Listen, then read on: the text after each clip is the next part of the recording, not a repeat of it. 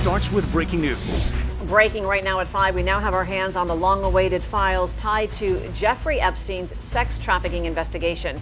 Our team is in the newsroom, is looking through all of these documents as we speak, and we're learning new information by the minute. So far, we've seen photos, call logs, and audio recordings detailing how underage girls were recruited on Palm Beach. The release comes after President Donald Trump signed a bipartisan bill in November to force the release of the DOJ files. The deadline was tonight. Good evening. I'm Tiffany Kenny. I'm Todd McDermott. Thanks for joining us here at 5. And to be clear, this is not all the files just yet. Let's get right to our investigative reporter, Terry Parker. Terry, what do we know so far?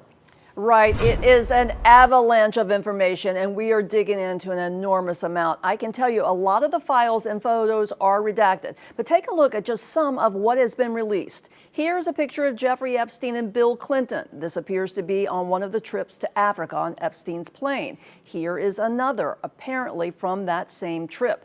There are many pictures we've never seen of Epstein with Ghislaine Maxwell, some from his New York townhouse mansion, some on his private island in the Virgin Islands. There are pictures of some so far unidentified men taken on the island, and many, many more. There are also dozens of audio files. Let's listen to a controlled call by Palm Beach police with one of Epstein's early employees named Haley, who told police she was recruited to bring her high school friends to Epstein's Palm Beach mansions for massages. Let's listen.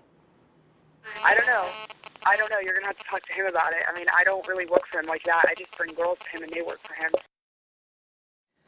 Many of the pictures we've seen are heavily redacted. For example, look at this. This is a list of contacts and a list of masseuses, all redacted. Pages and pages of big black marks. That is to protect the victims. But there are many ways the government can keep other information quiet, and it's unclear how much information about co-conspirators we may get.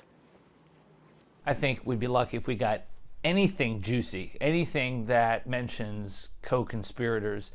I think they're going to withhold most of the good stuff. I think they're going to redact it, and it's going to be difficult to get the stuff anytime soon. Former Palm Beach County State Attorney Dave Ehrenberg skeptical the Department of Justice will release any telling details in the Epstein files. The law says you don't need to turn over documents that pose a threat to national security or that are not unclassified, so Trump can just classify documents in his own mind, perhaps, and that are subject to an ongoing criminal investigation. Well, you know, the administration started an investigation in the Southern District of New York on Democrats, so they could use any of these excuses to delay the document release or redact pretty much whatever they want to redact. The deputy director of the DOJ already saying they can't release all of the files by Friday's deadline, but promising they'll come out over the next few weeks, infuriating Democrats threatening legal action for not following the law. When it comes to names of the victims, they should be withheld. That's in the law. Their privacy should be protected.